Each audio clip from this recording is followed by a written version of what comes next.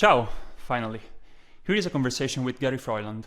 Professor Froyland teaches at the School of Mathematics and Statistics at the University of New South Wales in Australia, and his research focuses on dynamical systems theory and optimization. We start talking about research life and the struggle with our limits to pursue it. Then we go technical, arguing about applied mathematics, in particular about chaotic dynamics in climate and ocean, and the determination of subgeometric structures in them. We then move on linear operators in functional analysis for time-varying dynamical systems and transfer operators in both discrete and continuous time. After that, we talk about the relation between the Koopman and the Fokker-Planck operators, and how to use them to identify invariant sets in stochastic systems, generalizing Laplacian of vector fields to the Laplace-Beltrami operator and going to Riemannian geometry from Euclidean space, so not linear spaces, and using manifolds always connected to oceanography. Then we move to long-term predictability on chaotic systems and their statistical description. We talk about the usage of Lyapunov exponents in Hilbert space instead of Euclidean space. And then we talk about the software he has developed, GAIO, and its applicability to aerospace. We conclude discussing the applicability of chaotic maps, such as Anosov map, and the usage of the operators in multiscale systems. We talk about deterministic chaos and fractal structures in turbulence. So we're finally back with another episode. Hope you enjoyed. During this pause, we did not rest. We landed on Spotify, Apple Podcasts, Google Podcasts, and many others. Check the anchor link in the description here on YouTube. We also opened an Instagram and LinkedIn page where we will post updates. Also, recently we did the first live on Twitch. So please, to support this project, subscribe to this YouTube channel, connect with me, Mattia, and Stefano on Twitter and LinkedIn, and support us on Patreon with a monthly membership, following the links in the description.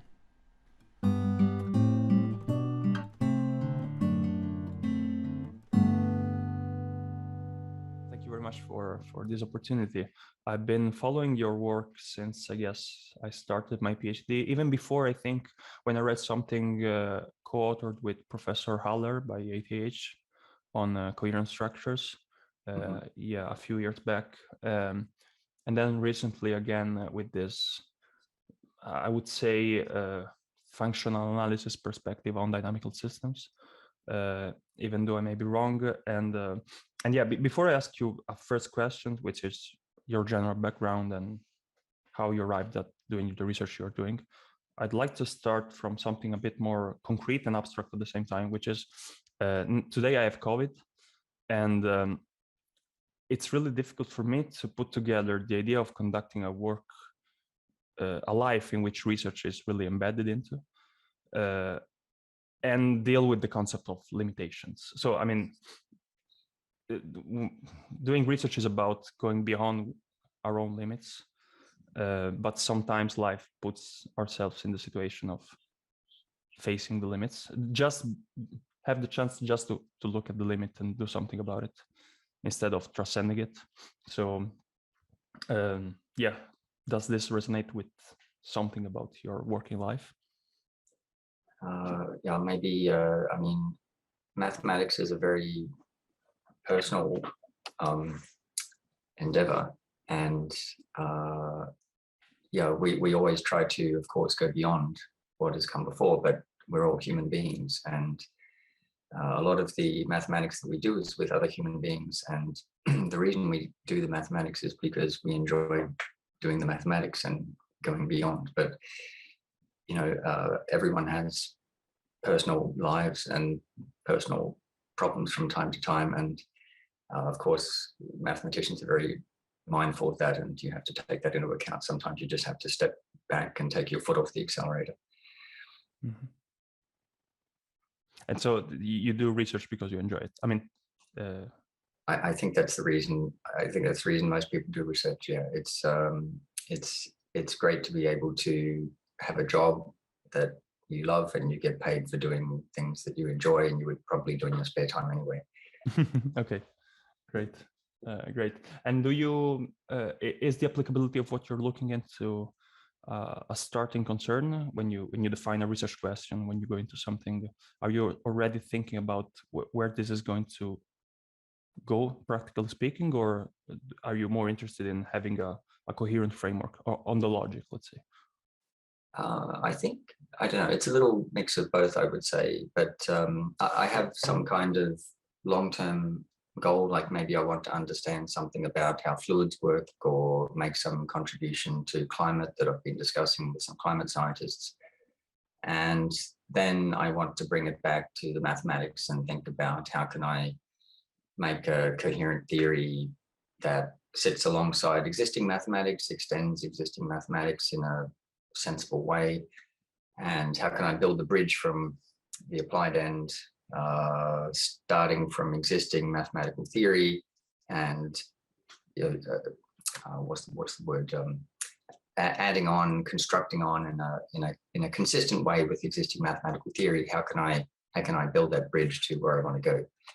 Your research is about detecting invariance objects in complex systems, chaotic systems, That's with right. particular application to the ocean and climate.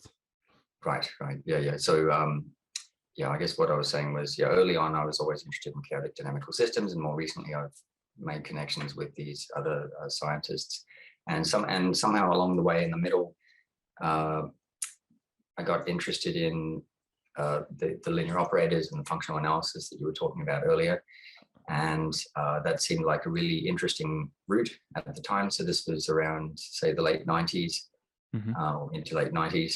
And no one was really using these linear operator techniques on applied problems. They'd been worked on for decades in mathematics, and there was quite some theory, but no one had really thought about too much applying that theory to applied problems. And computers were also starting to get a bit more capable at that point. And there was this new field called, I guess, well, it didn't really have a name. It was something like numerical ergodic theory or computational ergodic theory. And so it was about how can you use these operator methods, how can you do numerics with them? And so that kind of started me off. Maybe I was in the right place at the right time, thinking about the right things, and computers were coming along at the right time as well. And from there, well, I was actually, so I was fortunate to work with, maybe we can discuss this later. This was one of the topics you sent. So you had asked about this software GAIO. Yeah. And so I worked in the lab of Michael Delnitz as a postdoc, and he was developing with his students GAIO. And this was also a fantastic tool at the time for doing these numeric computations with these linear operators. And he was really pushing this to solve real world problems. And that, I guess, rubbed off on me at the time. And I thought about other directions this could be taken in. And he was looking at, I guess, coherence in a sense, but coherence for kind of stationary systems. So systems, dynamical systems where the rules don't change over time. So you have some system and it just kind of, it does its thing the same way over and over again.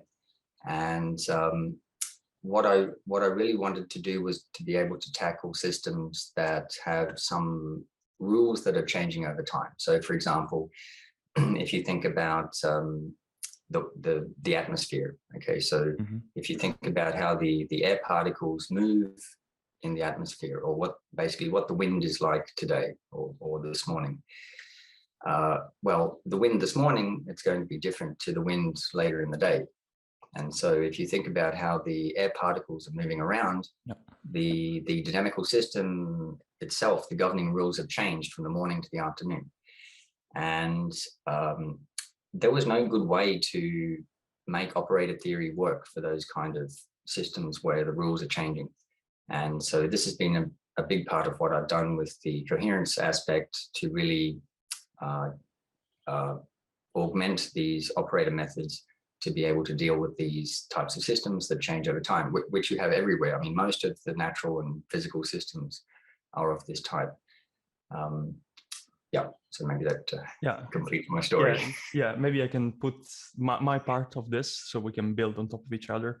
And I want to do this, once again, I'm not talking about COVID this time, but about my own limitation, yes, because it's your works are really tough for me. I struggle a lot to I see the value of it, but it doesn't.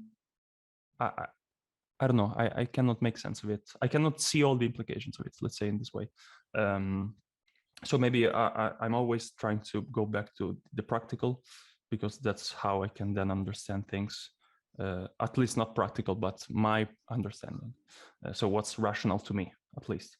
And so this idea of looking for coherence in time-varying dynamical systems, from my perspective, has been an interesting field of research in astrodynamics, in which you have these dynamical systems in which the gravitational field is time-varying. So for example, if you have the Sun and Jupiter orbiting each other, but there's some eccentricity, you have this pulsating gravity potential. And you can be interested in identifying these coherent sets, like getting a description of ballistic capture orbits. So the set of initial conditions that lead to a given qualitative behavior.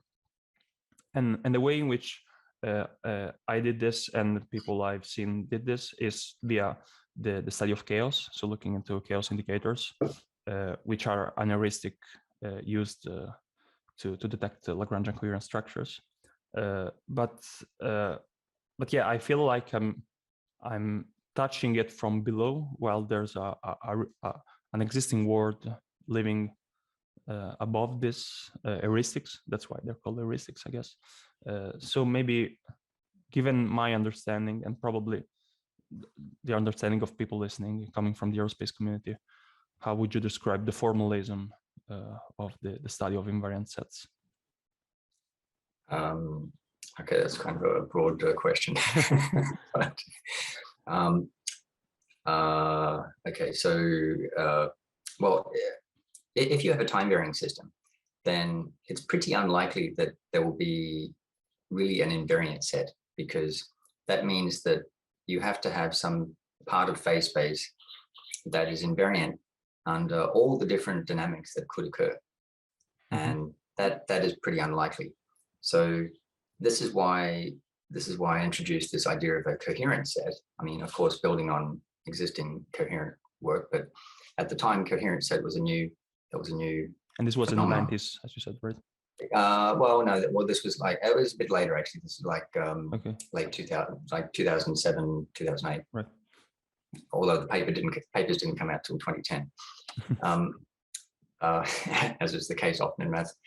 Yeah, so instead of having a set that's really just fixed in phase space under all the dynamics, a coherent set is a piece of the phase space that can move in the phase space over time as the dynamics changes.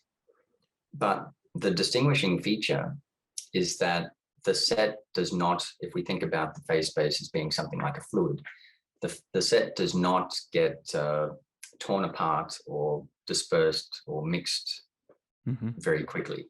So maybe it's like something like a disk, and as it evolves, it might move around, right? If it were invariant, it would have to really stay where it is. It would have to just stay in exactly the same position.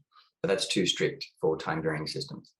So we allow it to move around like this. It can distort a little, maybe it goes like this, or, so it can distort a little bit and move around, but it should not fragment and dissipate and disappear basically as a set. So that's the main conceptual idea of a coherent set.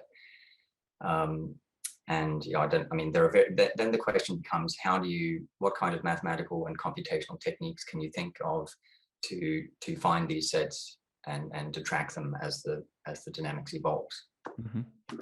And this is really related to the idea of ergodicity. So ergodic theory was your starting point to develop these tools and ideas.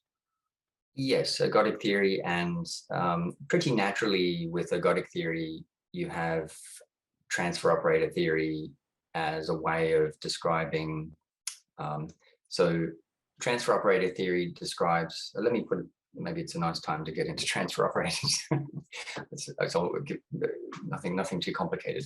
But if you think about your dynamical system, okay, what is a dynamical system? You have your phase space, you have maybe some initial condition, a point in that phase space, and then your dynamical system is a map or a function that takes that point and evolves it, let's say in discrete time, evolves it to some other point. And then you just keep applying that same map over and over again, and you get a sequence of points called a trajectory, right? So if the dynamical system were, you have some fluid, or maybe some coffee in a cup, and you stir, then you could think about one little parcel of coffee and or particle, and how does that move around the coffee cup? Okay. Now, what the transfer operator does is the same kind of thing, but you can think of it as at the level of ensembles of points. So instead of just having one point and having the map act on one point and having one trajectory, let's say you had millions of points, and in the limit, this number million is going to go to infinity. And what you really think about are a density of initial conditions. So maybe you have more initial conditions somewhere in your coffee cup and fewer elsewhere. And now you want to know, if I have these million points and I evolve all of the million points forward one time step, what does the new distribution look like? So maybe they were uniformly distributed in the coffee to start with, but as you start to stir, well, actually the coffee is compressible, so this is a bad example. Let's imagine we had some compressible fluid. So as you stir, this uniform distribution might become non-uniform. It might get more dense in some places and less dense in others. And what the transfer operator does is take that initial density and evolve it to the future density. So the transfer operator is completely analogous to the map of your dynamical system. The map is acting on individual points, but the transfer operator acts on densities or ensembles of points, if you like.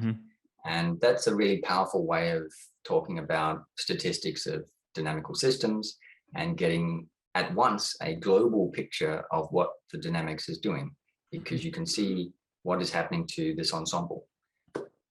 Yeah, right. And this, I guess, relates a lot with uncertainty propagation in even deterministic, even ordinary differential equations, because there's this relation between the particle perspective of, now I'm thinking of the stochastic case, but you have the stochastic differential equation for the particle, and then the Fokker-Planck equation, which is associated to this operator idea, I guess. Exactly. Yeah, actually, that's an extremely good, that's exactly right. So if we were in continuous time, then you'd have your vector field in your ODE that would evolve individual points to create trajectories. And exactly as you say, so the Fokker-Planck is actually the continuous time version of the transfer operator.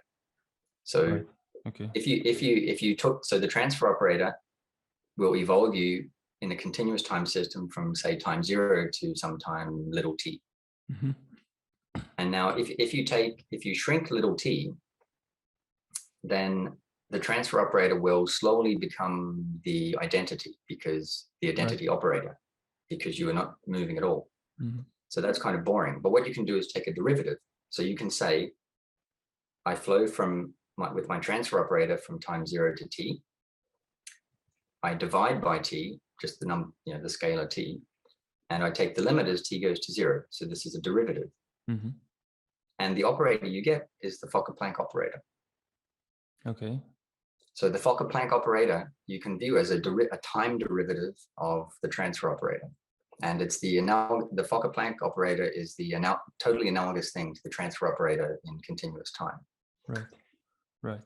The question could be, what's the relation between the Koopman operator and the Fokker-Planck operator? Yeah, so it's a pretty simple relationship. So the Koopman is simply the adjoint of the transfer operator. And so what that means is that, so the transfer operator I described as pushing forward things like densities in time. And so the Koopman, because it's the adjoint, that corresponds to pulling things back in time. Also, people tend to use the transfer operator as a way of thinking about the evolution of ensembles or densities, as I described. But people who use the Koopman operator, they tend to think more, so not so much of that, not so much evolving densities, because that would mean going back in time.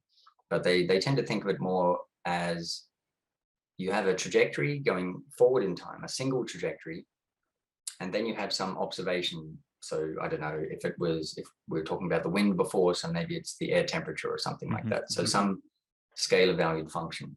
And then they want to know the value of this function along a trajectory. So then in that case, the Koopman operator would, if you applied it to that temperature function, it would effectively, as you kept iterating the Koopman operator, that would evaluate forward in time this observation function. So Koopman people tend to think more about individual trajectories than whole ensembles. Okay. And the last thing I would say is that, well, maybe this is a too technical point, but I mean, the spectrum of the transfer operator is an important object that people like to use to learn something about the dynamical system.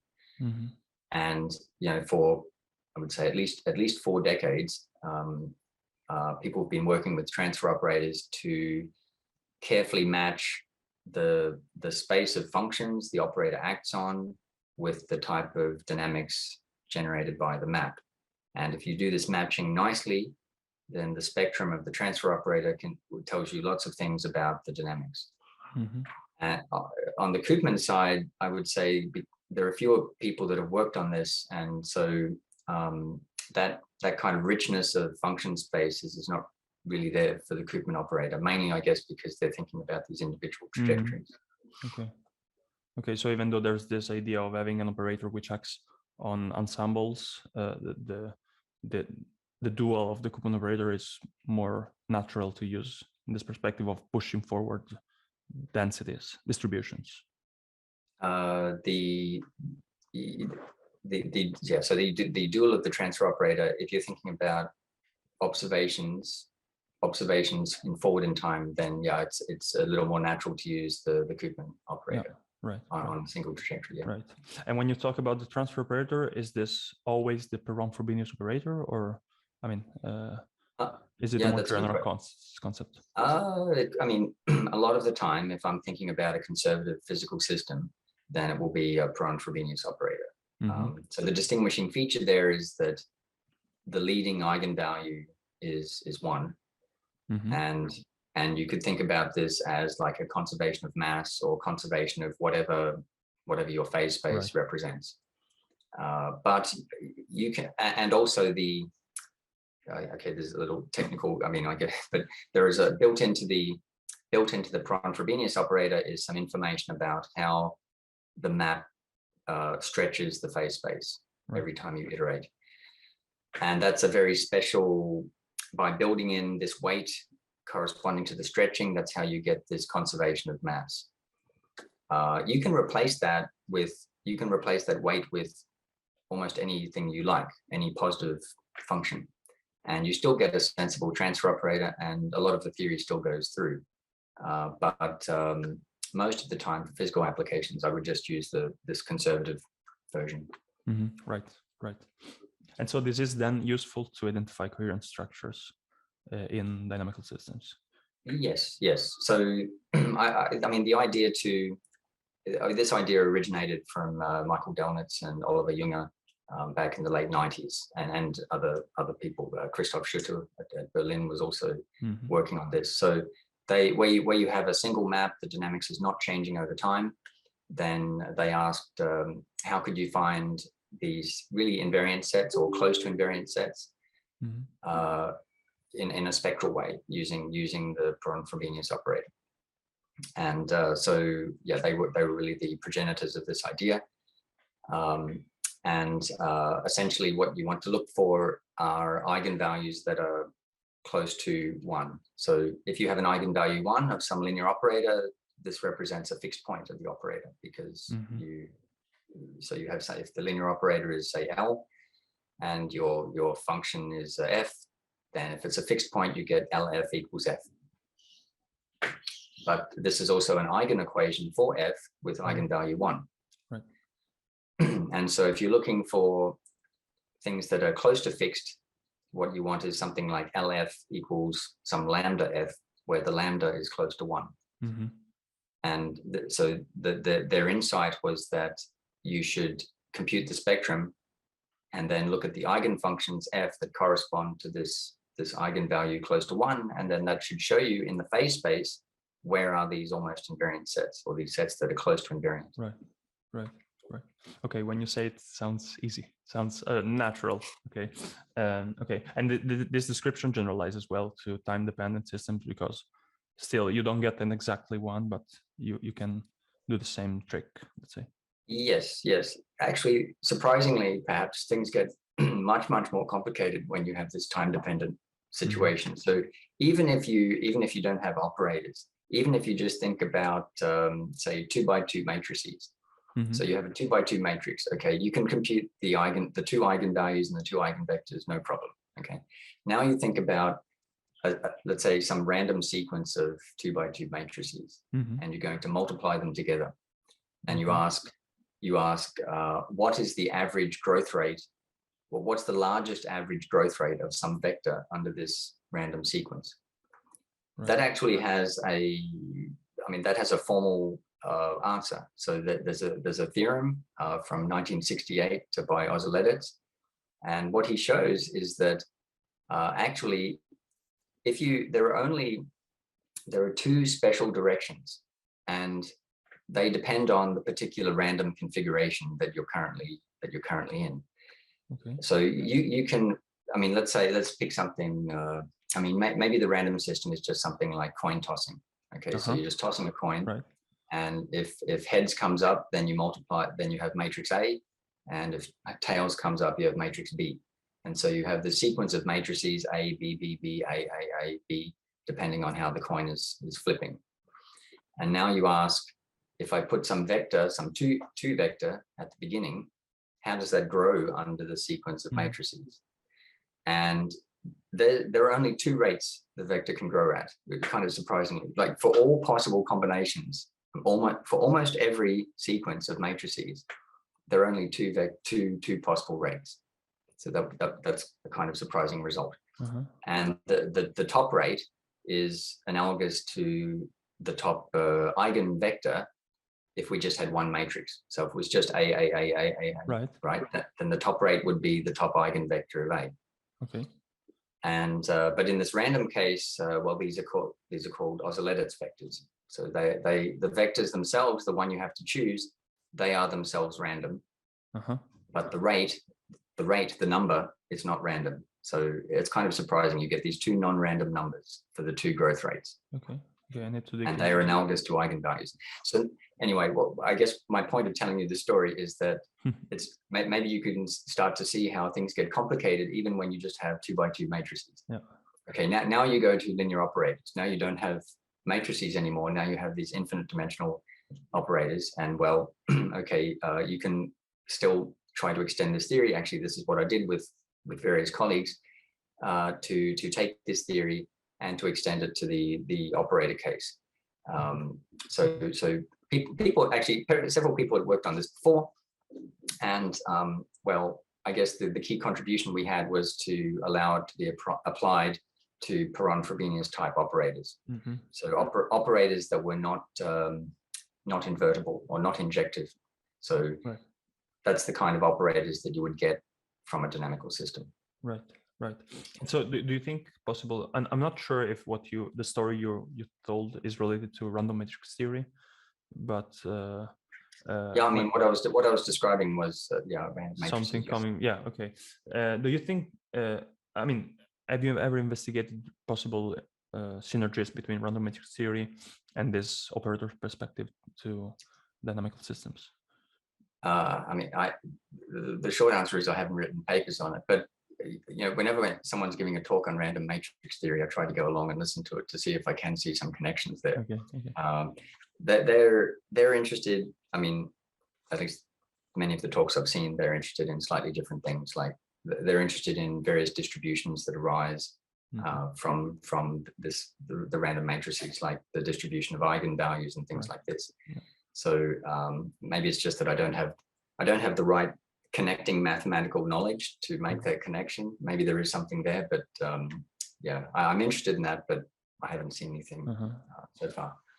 Right, but maybe closer to what you did is using the same ideas to stochastic dynamical systems. So trying to identify invariant sets even in stochastic systems, which are even more general than time-dependent ones. Yes. I mean, maybe not. I would I would say that this is a big advantage of using the transfer operator type techniques as opposed to more map-based techniques, is that you can handle the stochastic case with the same kind of technology. In fact, the stochastic case, surprisingly, is even easier than the deterministic case for operators, because when you, well, again, this is kind of a technical point, but I was talking before about you have to match the function spaces with the maps.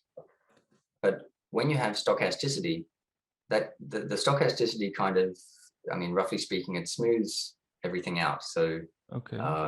You might imagine, say you start with just a single point and you start evolving that single point deterministically. Right. So it will remain just a single point moving along some trajectory. Mm-hmm. But now if you imagine a stochastic system, well, if you imagine it the way I'm going to describe it, you start with your point, you evolve it deterministically, but then you apply some kind of noise or stochasticity to it. So that single point now becomes a little, let's say, normal distribution or something like that. So already the point has become smoothed to a little Gaussian, and then you evolve, now you have to evolve the Gaussian deterministically, but then you smooth it again by adding another Gaussian. And so things get smooth very quickly.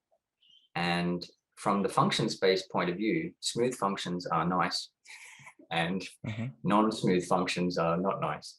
So the fact that the stochastics put you immediately in some nice smooth function space, technically that makes everything much, much easier for the operator approach.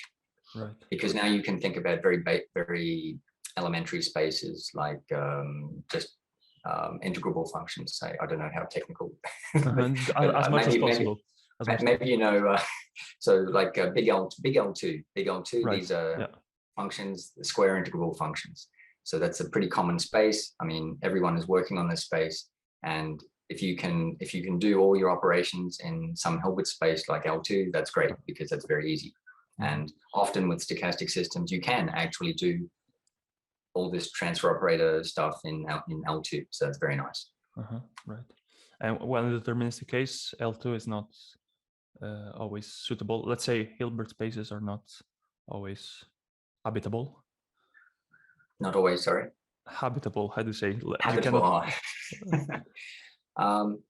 Well, unless you have some kind of exotic stochasticity, usually your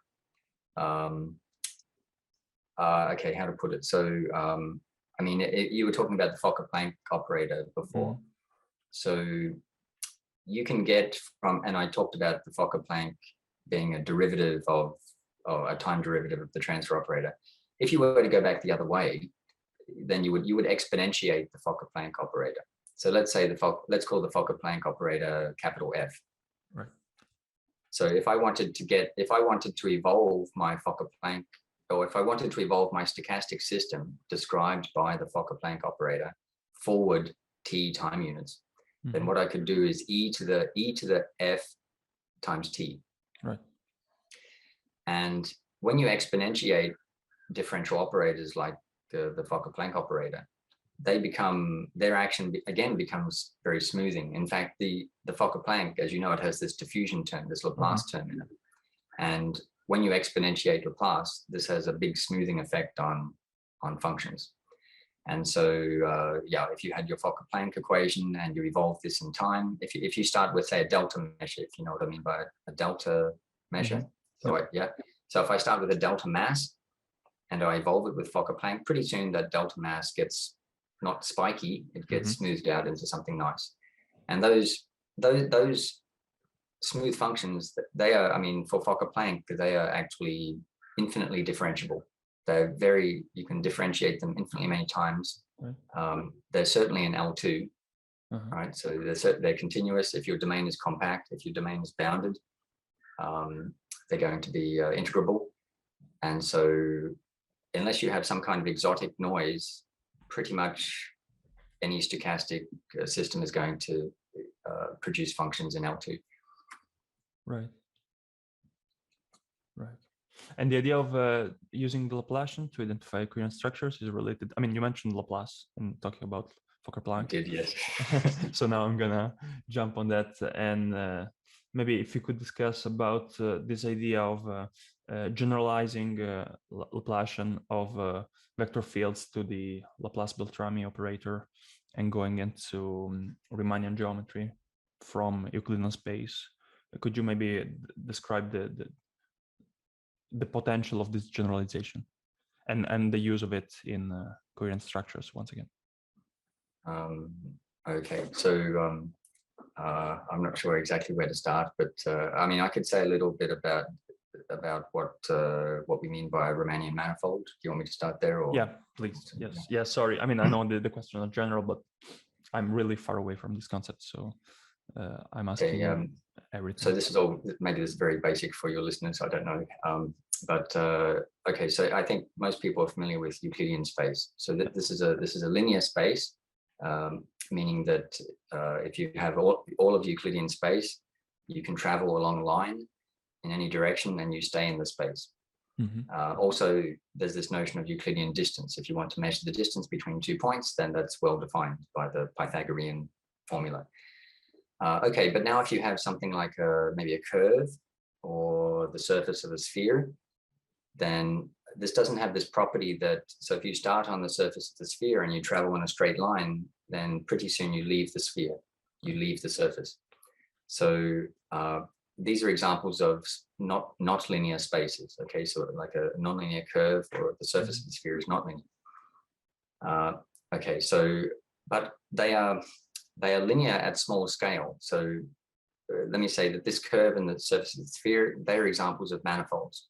Okay, so what is a manifold? A manifold is a smooth space where if you get very close to it, it looks Euclidean. So if you imagine you're an ant sitting on a sphere, then and you look around, it looks very flat. I mean, or us. I mean, we're on the Earth is round. It looks very flat locally, right? So that's roughly what a manifold is. Now, if you want to talk about distance on a manifold, you have to figure out a consistent way to measure distance between 2 points, or between 2 points, let's say.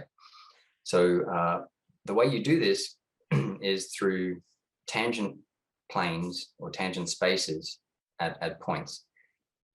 So because let's say, let's stick with the sphere. So the sphere is smooth. Because it's smooth, you can pick a point on the sphere, and it makes sense to talk about a tangent at that point. So tangent to the sphere. So that tangent space is a linear space now. It's really linear. And in that linear space, you have the usual, I mean, if you wanted, you could put the Pythagorean Euclidean metric on that linear space, because it's really just like a copy of some Euclidean space at some dimension. So what people do is they don't necessarily, on that tangent space, they don't necessarily put a Euclidean metric. I mean, so metric is the technical term. They put what's called a Riemannian metric. And the Riemannian metric it's kind of, I mean, you can think of it as maybe a distorted Euclidean distance. So maybe instead of, if you travel left or you travel up, instead of 1 unit, it's the same distance. Maybe if you travel left, it's twice as far as if you traveled up. So it's some sort of distortion. And so at every point on the sphere, you have a different tangent space. Each tangent space can have its own metric that could be different. So the metric may vary from point to point on the sphere. And now, let's say you have a point on the sphere and another point somewhere else on the sphere. You want to make a curve on the sphere, and you want to know the length of the curve. So how you do this is with calculus. So you start at this point, you have your tangent. You have a metric on the tangent space. The metric tells you, if I travel in this direction along a little vector, a tiny vector, what's the distance? but it's really an infinitesimal vector. So then you travel infinitesimally and you move to a nearby point. It has a different tangent plane. Now you're at the new tangent plane. You want to move in this direction. You do the same thing. And so by integration with calculus, you put together all these infinitesimal little distances, and that's how you get the total distance of the curve. Right. So that's, I mean, that's some of the properties of a Riemannian manifold. So, and the main thing that we want the Riemannian metric for is to be able to measure distances between points. So on the sphere, when aircraft are flying, you know, sometimes you want to fly from somewhere in Canada to somewhere in Asia, and maybe the plane might go over the North Pole because that turns out to be the shortest distance. Yeah, and you look at on the projected plane, and it seems like that's right. It's taking more. Yes. Yeah. Okay. So now, what is the connection with coherence? Well, I was talking before about these coherent sets as being something like maybe a disk that can move around a bit and distort. And from this geometric point of view, what does it mean to not distort very much? So in 2D, a disk is the unique object that minimizes the boundary length relative to the area. Right. So yeah. So as soon as you start to deviate from a disk, then the boundary gets longer relative to the area inside. And so there are these in Riemannian geometry. There's this sub area called isoperimetric theory. So isoperimetric comes from isoperimeter. So like same perimeter. And so isoperimetric problems are about, if you have a fixed perimeter, how do you get the maximal area contained in a fixed perimeter? So the disk would be the solution in Euclidean space. Okay. Right. Because for a fixed circumference or perimeter, you get the maximum area. But now you can imagine these weird Riemannian metrics. Right. If you have some different manifold and a different metric, you don't necessarily get the disk. You might get some other shape. Okay, but coming back to coherence. So we want to look for these sets that in Euclidean space are roughly disk-like, but they're allowed to distort a bit. And how we keep track of how we measure the distortion is by looking at the ratio of the perimeter to the area. And you can, as I mentioned, there are these isoperimetric problems in classical, like by classical, I mean going back to the 60s and before, 1960s and before, problems in isoperimetric theory that make connections between these types of geometric problems and properties of the Laplace operator, Laplace-Beltrami operator on the Riemannian manifold. And yeah, I mean, one famous question was due to Mark Cutts, who asked, "Can one hear the shape of a drum?" So, so his idea was you imagine a drum and then you hit it with the drumstick, and the membrane is vibrating like this, and the membrane will vibrate according to the eigenvalues. I mean, if you think about maybe a simpler case is you think about a string in a guitar or something, and you pluck the string, and there are only certain frequencies that the string can vibrate at depending on the length of the string. And so those frequencies would be given by the eigenvalues of the Laplace on the one-dimensional string. In 2D, you could imagine you have your drum, the membrane of your drum, and you hit it, and the membrane vibrates. And his question was, if I knew the eigenvalues, if I knew the entire spectrum of the Laplace operator for some drum, could I tell what shape it is? Is it round? Is it, or is it some weird shape? Okay. So could I tell that purely from the spectrum? And it turns out, sadly, strictly that is not the case. You can get close. You can eliminate many shapes, but there are some counterexamples where people came up with 2 or more shapes that were different yet had the same spectrum. But despite that, you get a lot of information from the spectrum and from the corresponding eigenfunctions. So if you think about the guitar string case, I mean, the eigenfunctions are sines and cosines of certain frequencies. And in the 2D drum,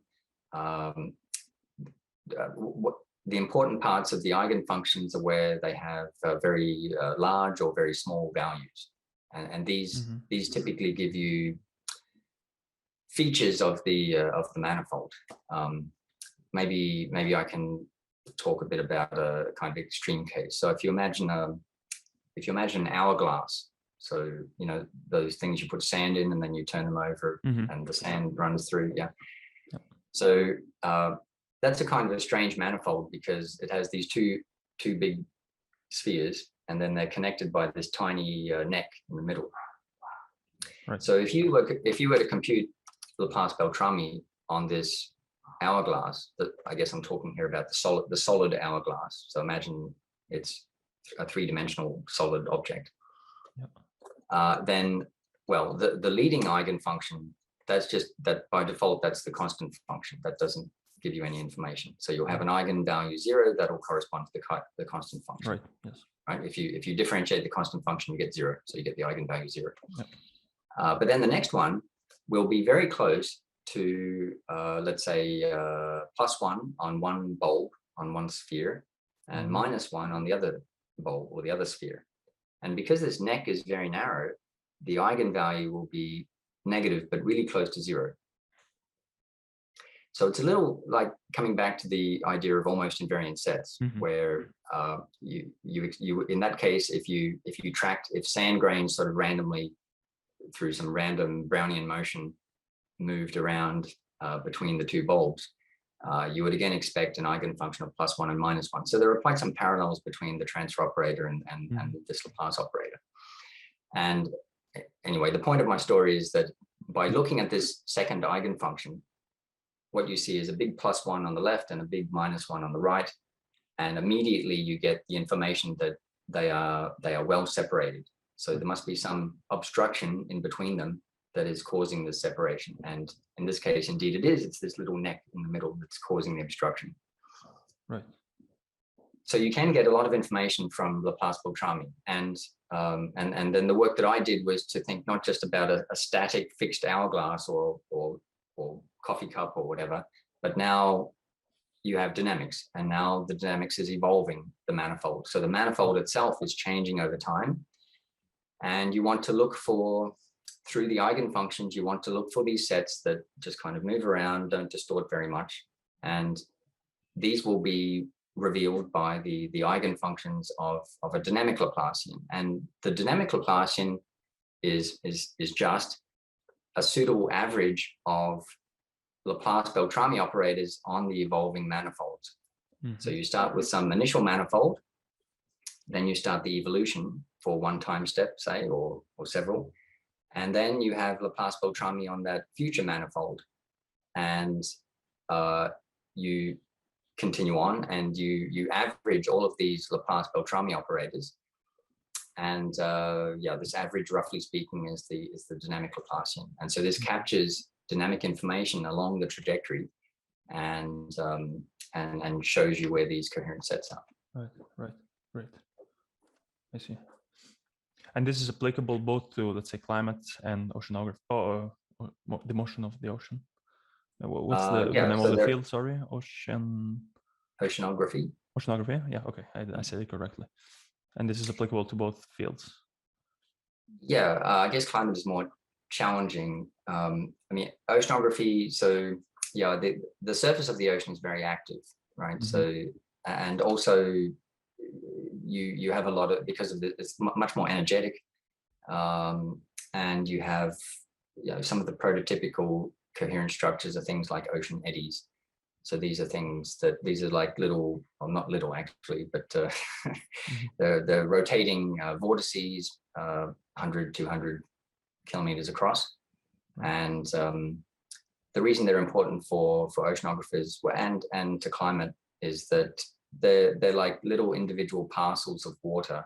So I mean, one of the most active areas is the Agulhas region of South Africa, south of South Africa. And so what happens there is you have the Indian Ocean on the east, which is very warm, Right. and the South Atlantic on the west, which is very cold. And so you have the Indian water, which is warm and salty, very salty too. So these warm, salty, hundreds of kilometers across parcels travel down past South Africa and out into the South Atlantic, and they carry this warm, salty water into the cool, fresh water of the South Atlantic. So it's a very efficient way of transporting the heat and the salt from one ocean to the other. And these eddies can last for up to 2 years or more. So they some can be very long lasting, some are very short, maybe they're only around for a month or something like that. So I mean, the time scale varies quite a bit, actually. As you go deeper in the ocean, then things slow down.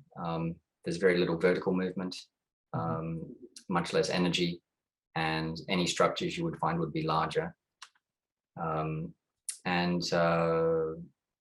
Yeah, I guess on the surface you have things like the Gulf Stream and the Kuroshio currents off Japan, and so these are persistent but meandering currents. And the Gulf Stream also plays a role. Well, I mean, it keeps Europe warm.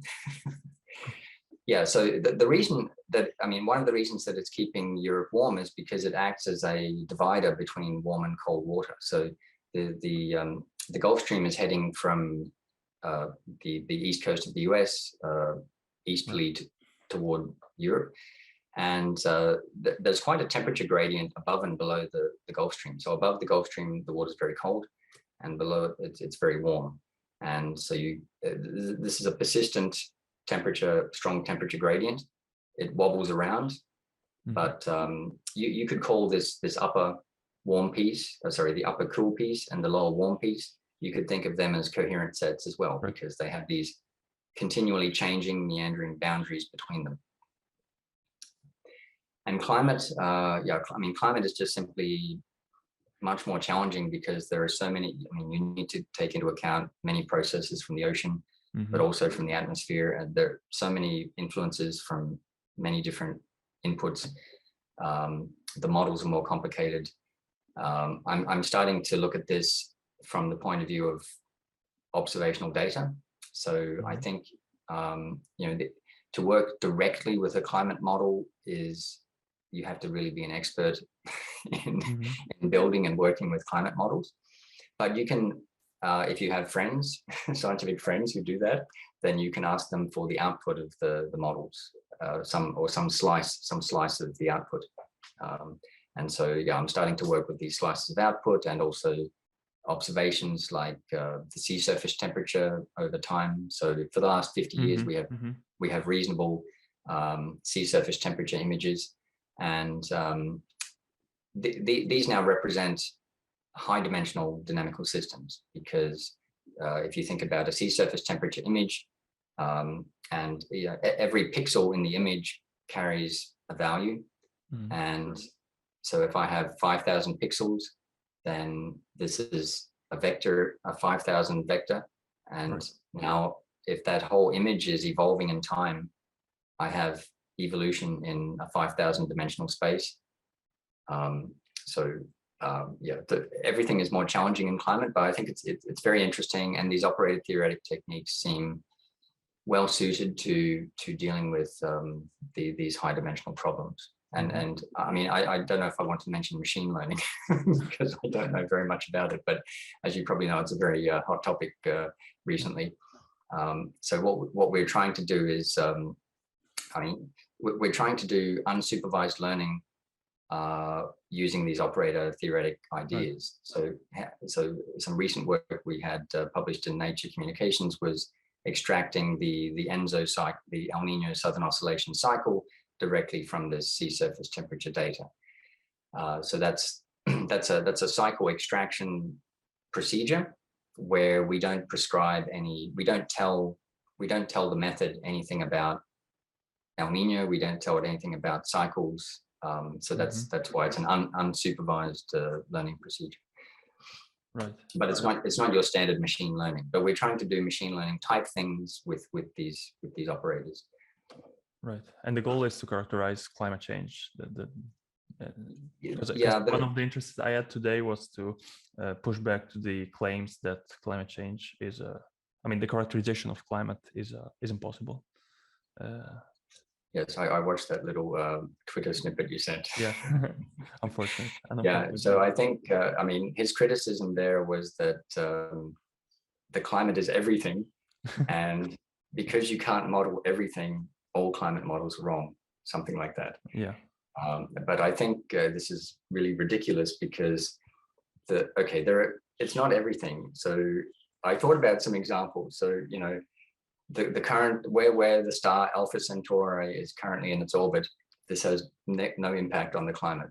Or where all the birds in the wind speed and position, the airspeed and position of all the birds in the sky, this doesn't have really any impact on climate. So of course it's not everything. And the whole point of modeling and the main skill of modelers is to figure out what you can ignore and what you need to retain in order to make an accurate model.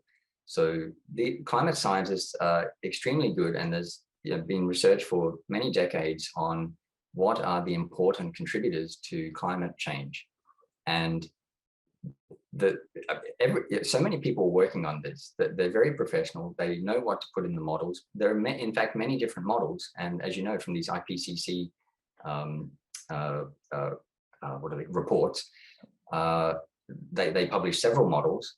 The models are very, very different, yet, I mean, they have common aspects to them, of course, because there are simply, the same physical processes are important for the climate, but they approach things in different ways.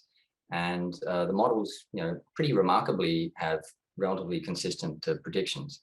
So personally, I have a lot of confidence in science generally, and also these climate modelers. Mm-hmm. And the idea that you can't model everything, it doesn't make sense to me. You might as well, there are many things in society. I mean, you get on an airplane, you go to the operating theater, all these things are built on models. So yeah. No, I guess that there was an easy target to put down. How do you say, an easy criticism to push back against. Maybe there are stronger ones, like long-term predictability of chaotic systems. Do you think operator theory can do something about that? I think I mean, one of the strengths of just generally of generally thinking about statistical descriptions of chaotic dynamical systems, that this is really why the long-term unpredictability of individual trajectories is the main reason why people turn to statistical descriptions. Right. So you have laws like well, okay, let me start with something simple. So if you think about putting some milk in your coffee and then you stir it, okay, pretty soon, I mean, you can be absolutely certain that the milk is going to uniformly distribute itself amongst your coffee. Yep. However, you don't know the location of every single coffee or milk particle in your cup. Yep. So there's extreme long-term unpredictability of where every particle in your cup goes, but statistically speaking, the milk will be spread uniformly. So one of those, the statistical description is extremely predictable, but individual trajectories are not. So if it's something like, well, I don't know if you were getting at the climate, but we, maybe we don't, with the climate, we don't care too much about, I would say the individual trajectory level is like predicting the weather. Okay, so it's known that you cannot predict. I mean, I don't think any scientist thinks we can predict the weather a month ahead, no matter how big our computers are or how well we observe. It's probably impossible. But from the point of view of climate, which is a more statistical long-term process, we can be more certain about that. So there are many ways, there are many weathers that could occur in different parallel Earths. Mm-hmm. But in the long run, it's probably not going to make too much difference to the climate, which is a sort of a more long-term statistical property. Right.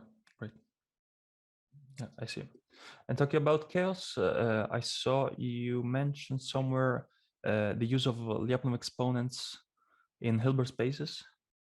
Mm-hmm. Is this again related to, let's say, climate change, or is this a more general idea? It's a more general idea. That paper you're referring to was quite technical with no with no applications. That was a more fundamental paper. So okay, why were we doing this? If you remember what we were talking about, what's the benefit of going to a higher dimensional space, an infinite dimensional space, with respect to using a classical Lyapunov exponent? Okay. Well, so to answer that, I might spend a couple of minutes describing what the difference be. So they're really two different problems. They're really two different things. Yeah. So we talked before about the 2x2 matrices and having A, B, B, B, A, etc. Now, instead of having a random sequence of matrices, I think what you mean with the usual Lyapunov exponents, so the very classical Lyapunov exponents are you pick a point x in your phase space, and then you iterate that point to make a trajectory. And then along the orbit, you linearize the map. So you make a Jacobian matrix of the map at the initial point. That's if it's a 2D system, that will be a 2x2 matrix.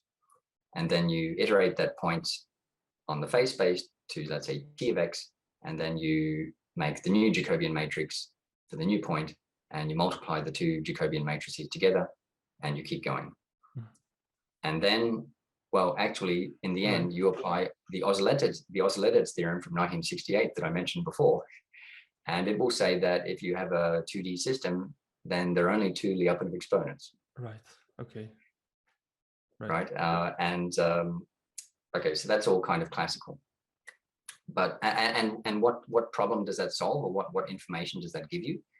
The top Lyapunov exponent tells you, suppose I have a point, I start at a point, and then another very nearby, very close point. So let's say I have x and y, and they're very close. And then I start iterating the dynamics. How fast does the x and the y separate? What is the exponential rate of separation? So after time t, if my initial distance was, say, delta, then after time t, I would have something like delta times e to the gamma t, where gamma is my exponential rate of separation. And that gamma would be the leading Lyapunov exponent. So the leading Lyapunov exponent would tell you about this average rate of local separation in the phase space. Okay, but now, so that's the classical one. So now, what about infinite dimensional spaces? Well, when you're going back to the classical one, we had these matrices, and so when you act with a matrix on a vector, that's a linear transformation. So we can think of this multiplication of matrices as a composition of different linear transformations.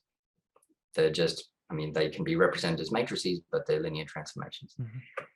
Now, the transfer operator, it's also a linear transformation. It's a linear operator, but it acts on an infinite dimensional space, not just R2, like the matrix.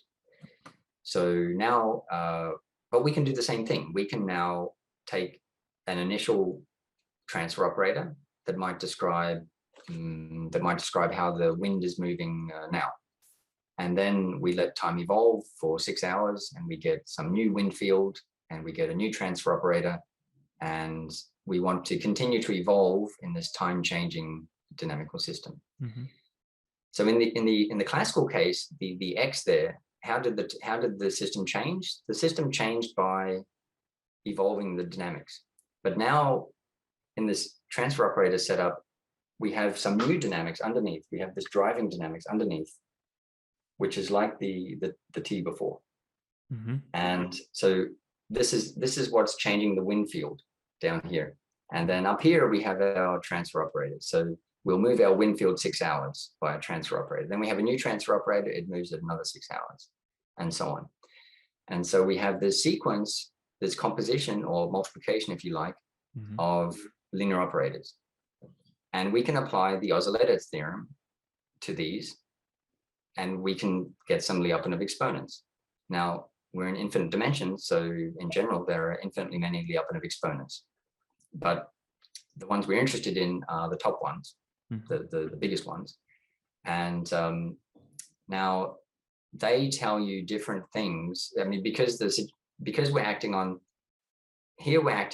functions on the original phase space, whereas in the classical 2x2 case, we were acting on vectors in the tangent space of the phase space. Mm-hmm. So the setting is, and the information you got from the classical case was the rate of separation of points. The information we'll get here is more along the lines of how quickly the milk is going to mix in your coffee cup. You're going to get information about rate of equilibration Mm-hmm. of ensembles, because now we're kind of in this infinite dimensional ensemble space. Mm-hmm. So both are important, the classical and this infinite dimensional case, and they give you different information about the dynamics. Right. Really, really interesting to think about the propagation of the variation equations in, for example, deterministic dynamical systems as a composition of linear operators. But that's really what we're doing. Like what you said before about the distance and Riemann geometry, I guess that's kind of similar in the sense that you have this trajectory, and then for each infinitesimal step, you have a new Jacobian, and you just compose it along the trajectory, and you have this object. Interesting. And I would say, building on this idea of Hilbert spaces, the question could be, how can we deal numerically, or in general, how can we approximate these infinite dimensional objects? Yeah, that's a good question. So, I mean, there are some kind of standard techniques from numerical analysis, and I think you had mentioned the Galerkin method. Yep. So this is a pretty common approach. Let me see. We talked about. Did we talk about GAIO yet, or maybe I just mentioned it? Yeah, at the beginning. Yep. Yeah. So so GAIO is this software that it covers, let's say, covers a chaotic attractor, like let's say the Lorentz attractor. Mm-hmm. Covers it with lots of little boxes or little mm-hmm. cubes. Yep. And it does this in a very efficient. It finds the covering in a very efficient way. And now, if you wanted to find almost invariant sets, or even the invariant measure, I guess we didn't talk about invariant measures yet. Then what you could do is you could consider each box as being as supporting an indicator function. So you could have a function. So you imagine these boxes in R3 covering Lorentz, and now imagine a function where the function is 0 everywhere except it's 1 inside the box. Mm-hmm. So that's what I'm going to call the indicator function on a box. So it indicates by the value 1 whether you're inside the box or outside the box. So your basis, if you want to make a function basis, a function space basis, you could take all linear combinations of these indicator functions. So let's say I have 1,000 boxes. Okay. So now I create a 1,000 dimensional vector space, and it's spanned by the 1,000 indicator functions. Mm-hmm. So now what do the functions in my space look like? I can turn on and off to varying degrees each of the boxes. So okay. if I set all of them to be, so the vector, let's say I had 1,000, right? So if I had 1,000 vector, which was 1, 1, 1, 1, 1, 1, 1, they're all ones. Then what I'm doing there is I'm turning on all the boxes. Uh-huh. Okay. If I had a vector 1, 0, 0, 0, I'm just turning on one of the boxes. Okay. So now what I can do is I can take my transfer operator and I can act on each one of these individual indicator functions. So as I flow my Lorentz equations for maybe one time unit, I imagine that one box. I mean, what you do numerically, what is done numerically in GAIO is you populate lots of little points inside the box, and then you evolve all those points with Lorentz by numerical integration, and they are going to land in other boxes. Uh-huh. So maybe that the points in this one box, maybe they flow forward and then they hit 5 other boxes. And just to make things simple, let's say that exactly 200 of oh, hang on. Well, okay, let's say we have 100 points in the box. Yeah. And let's say we flow those forward, and let's say 20 hit each of the other 5 boxes that are hit. Right. So these 100 flow forward, 20 go here. I'm going off the screen, sorry. 20 go here, 20 go here, 20 go here, 20 go here. Yeah, you should get some kind of blob that hits, let's say, 5 boxes. So then the approximation you would get is something like a Markov chain. So you would say with probability 1/5, right. I go from this initial box that was over here to any one of those 5 boxes over here. And now you do that. So you start building up what turns out to be a stochastic matrix. So you have if we've got 1,000 boxes, I will have this 1,000 by 1,000 matrix. Yeah. And what I started box 1 and I started filling out the first row. So that first row, as I described it, would have all zeros except it would have 5 1/5 somewhere. Yeah. So each element is the probability of going from the row identifying the starting box to the column. To the column, right? Yeah. So you do this for each of the individual boxes, and then you fill out this matrix. And now this matrix, so what I'm describing here is a method called Ulam's method, which goes back to 1960. So Ulam was this famous mathematician / physicist, and he has this book from 1960 called Problems in Mathematics. And this method is, I think it's essentially one or 1.5 pages of this very small, like it's not a large book you can hold in your hand like this.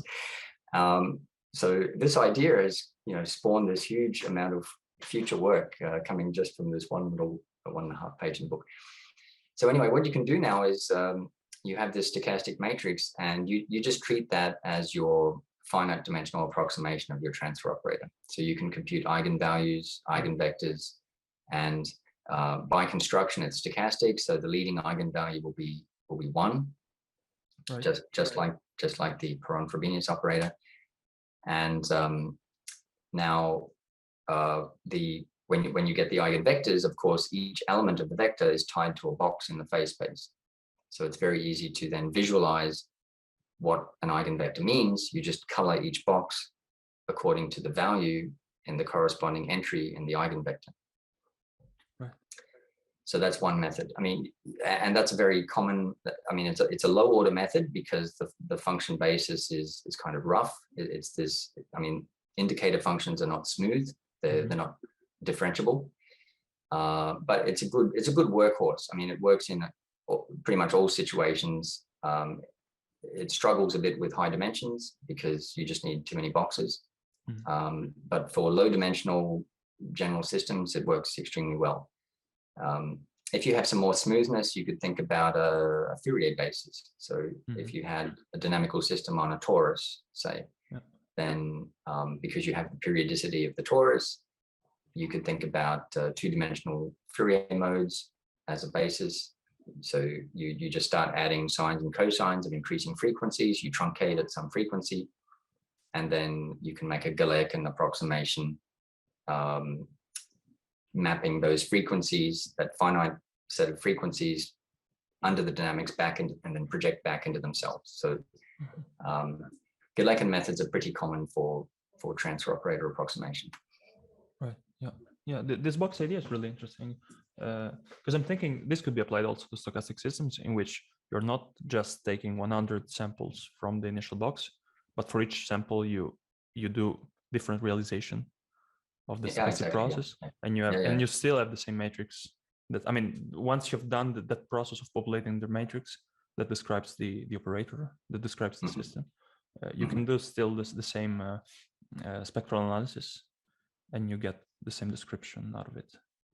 Yes. If you have, I mean, this makes the most sense when the driving is IID, so independent, identically distributed. Right. Then it would make sense to simply average the matrices or you could even, if you didn't want, you could even it would also make sense if you had maybe you just sample maybe not 100 but more because you want to have different realizations, and you just evolve, you just numerically integrate stochastically with Euler-Maruyama or whatever your favorite stochastic integration method is, each of the points, and then they will become a bit more spread out, but how they are spread out will capture the stochastic evolution. Mm-hmm. Mm-hmm. Well, nice. I'm thinking this could be maybe interesting also for in application in aerospace to identify easily how uncertainty in the satellite position is propagated forward in time, and what's the risk of collision. This could be an interesting way of looking at it. Basically, having a grid in space, in phase space, whatever coordinate system, if phase space associated to Cartesian position and velocity, or orbital elements, and have this. You train it. It's like training a model offline, and then you have an easy way of saying, okay, this probability is gonna hit this object. The GAIO setup is pretty efficient for these kind of continuation problems. So you can one of the routines is it constructs a grid of a certain size, but it doesn't allocate memory for the grid. It only allocates memory when these sort of virtual boxes are hit. So what you were describing, yeah. So you have some maybe initial condition, and you want to see how that can spread under uncertainty. So you evolve it forward, and only the virtual boxes that are hit are then allocated memory. Yeah. So it can be very efficient for those sort of problems. And what's the language used for GAIO? I think okay. So Oliver Junger is the one who's at the Technical University of Munich, is the one who's maintaining this. So I think the original version was in C, and so this is going back to the late 90s. So the original version was C. Then I think there was a MATLAB version with a Python interface, and then there was a fully MATLAB version, and then it's gone. I think, but now I think it's moving to Julia. So there's probably a MATLAB version and maybe a Julia version now too. Great. Definitely need to check that, and I'm maybe gonna link this to this video. Okay, I'm kind of lost, but yeah, I had a question about. No, before that, actually, is Ulam the same from Ulam's conjecture, which is the Collatz conjecture as well? Is he the same mathematician? Yeah, it's the same mathematician. I mean, this guy was coming up with lots of conjectures. So there's like Fermi passed to Ulam. That's also Ulam. Right, also that one. There's lots of Ulam appears all over the place. Yeah. Right. Okay. Yeah, no, actually, my question was, what can be the applicability of? I started looking into all these discrete dynamical systems, all these maps with chaotic behavior, and I started playing with Arnold's cat. And I saw that that's an example of Anosov maps. And I saw you studied them. Could you describe them and describe their applicability? Yeah, so they're a nice prototype of a nice, easily understandable mathematically prototype of chaotic dynamical system. So maybe the easiest type of a chaotic dynamical system is one that just expands the phase space.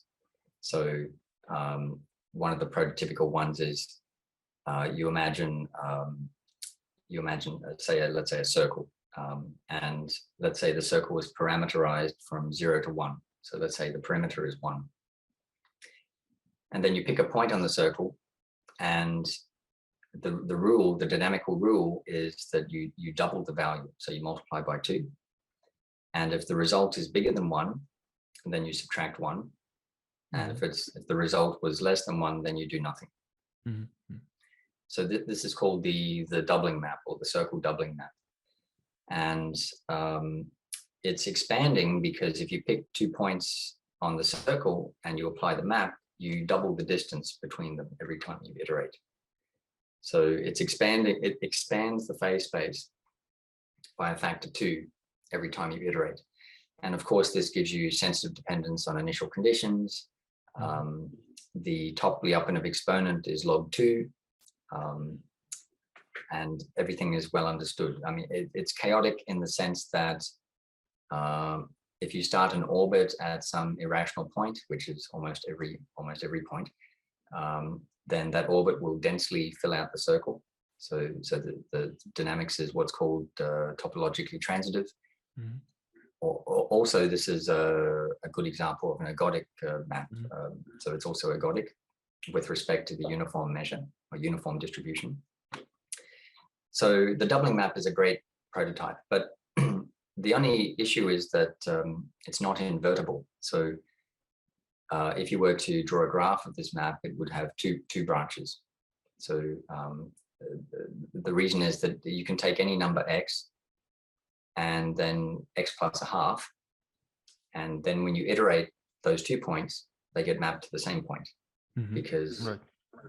Yeah, because the half will get doubled to a 1, but then you subtract the 1. And so it's a 2-to-1 map. Mm-hmm. Mm-hmm.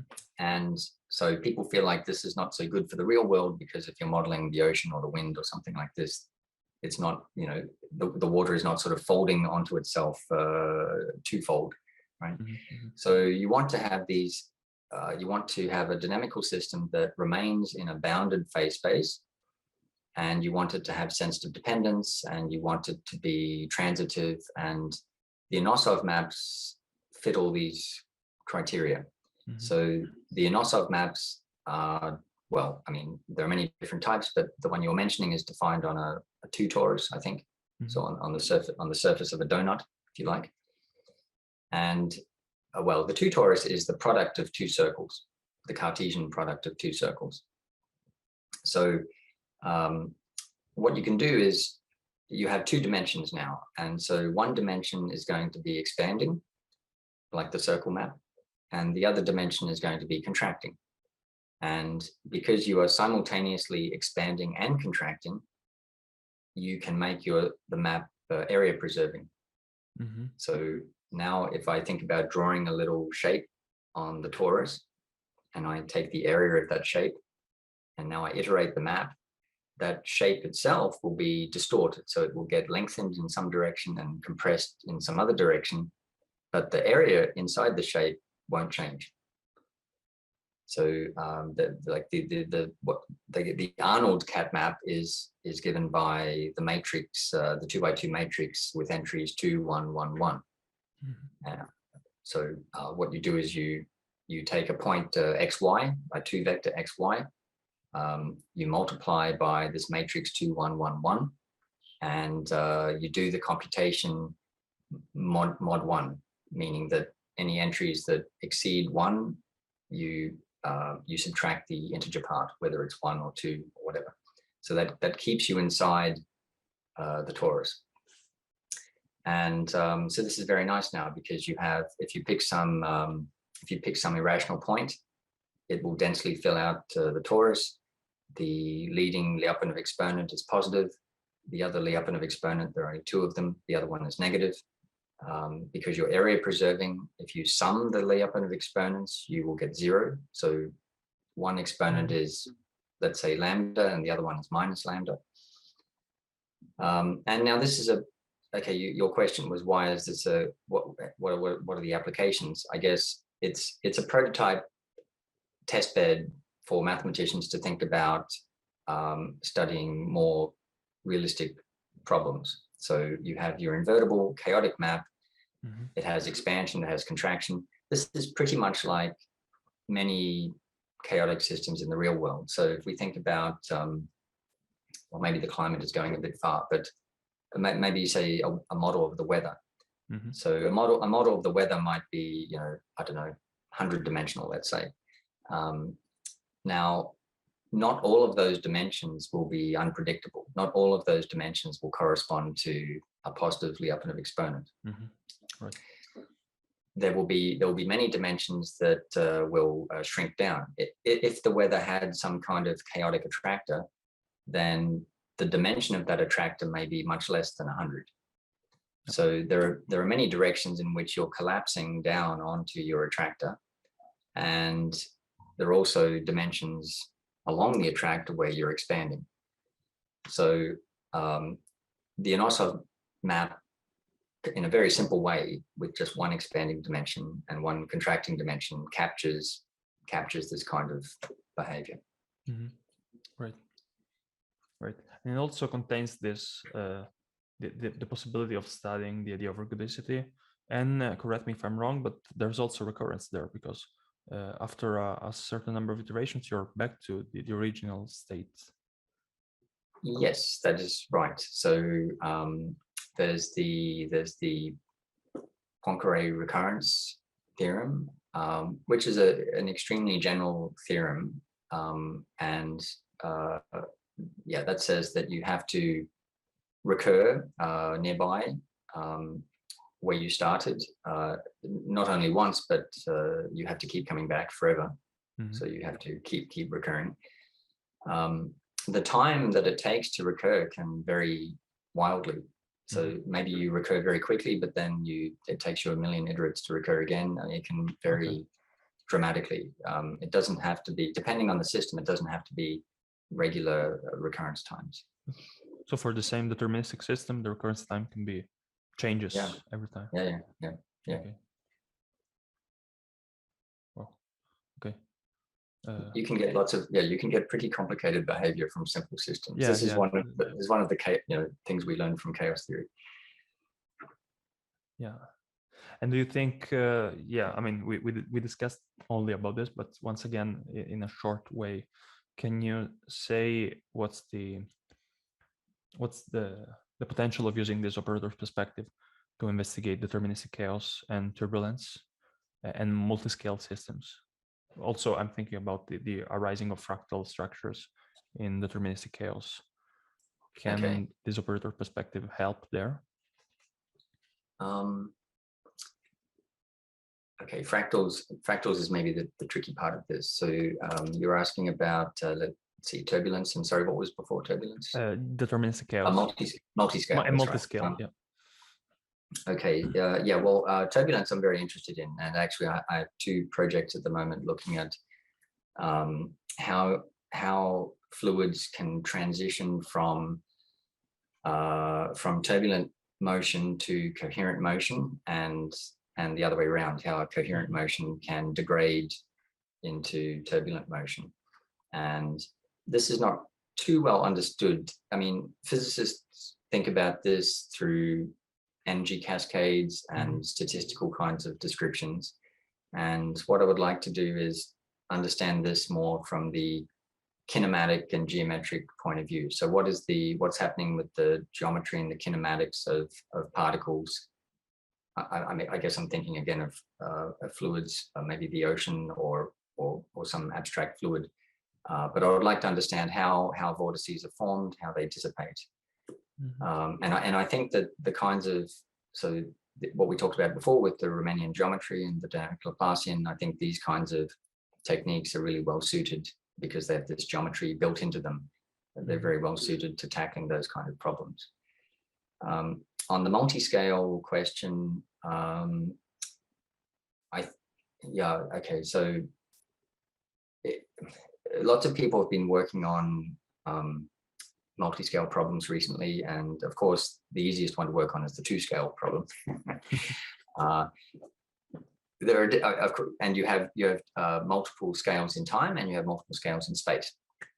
So multiple scales in time, people have been looking a lot at the 2 timescale problem, increasingly at the multiple timescale problem.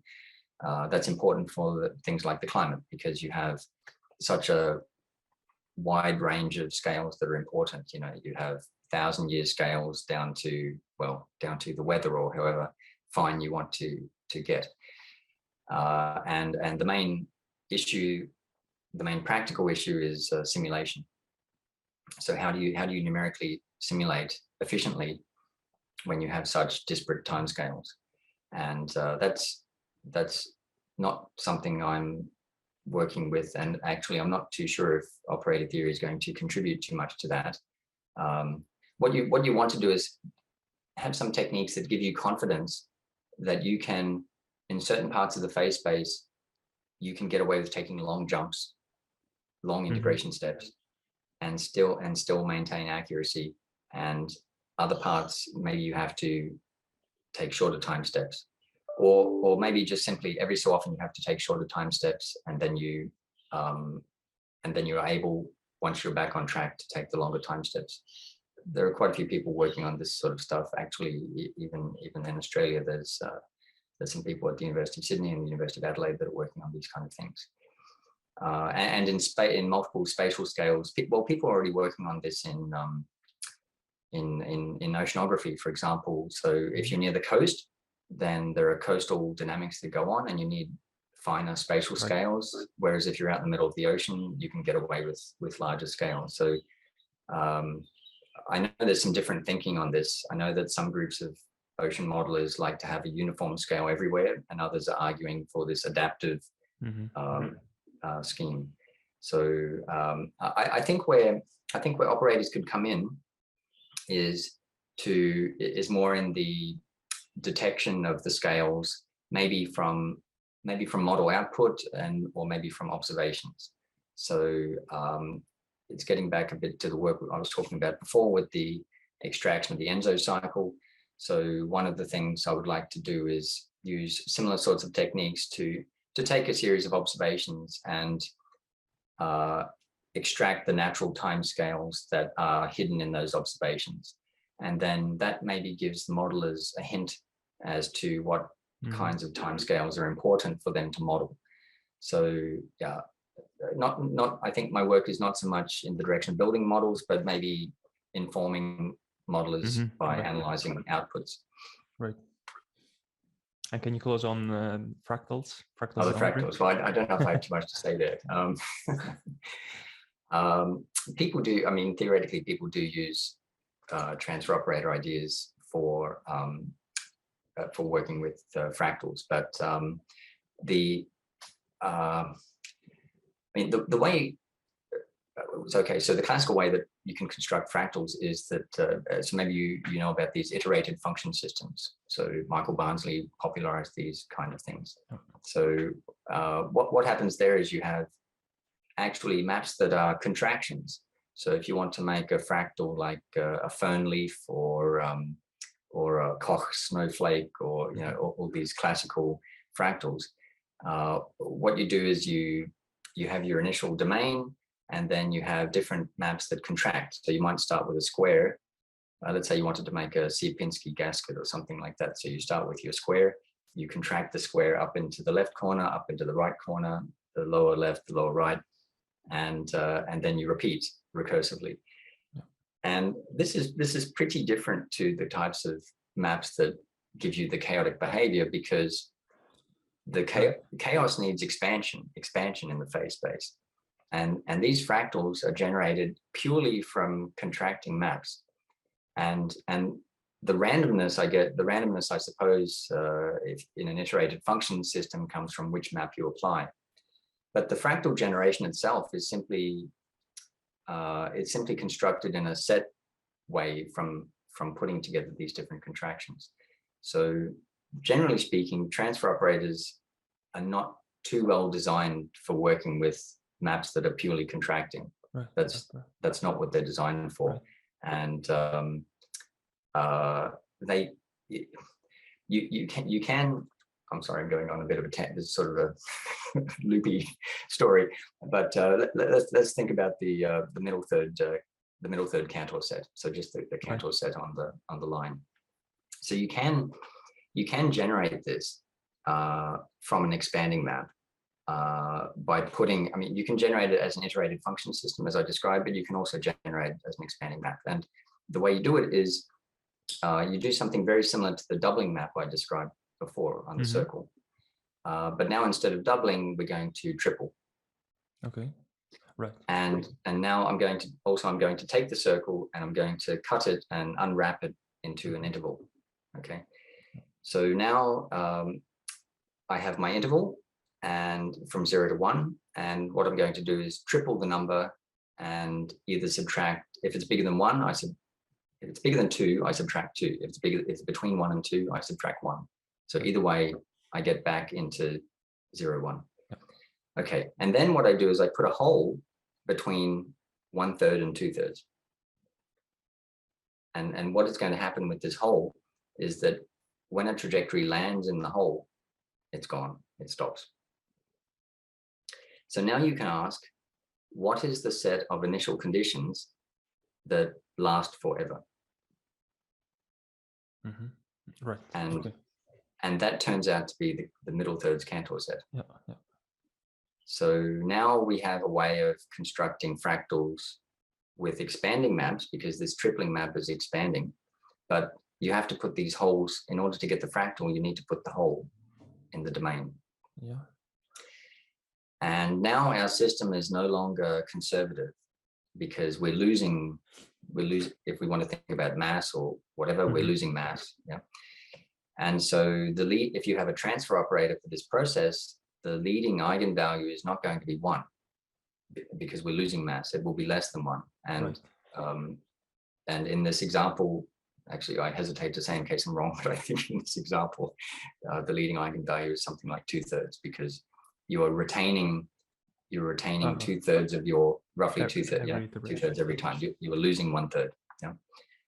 Right. So the bad news is they're not so applicable, but the good news is that we don't need so much understanding of fractals to deal with chaotic dynamical systems.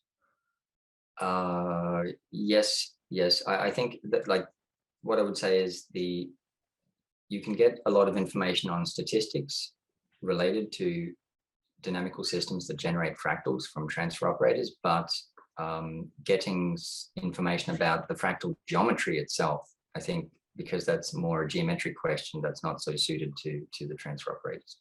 Great. I see. Thank you very much. I guess we can close the conversation here, and I thank you very much for your time. Thank you, Matteo. This was a lot of fun. Thank you.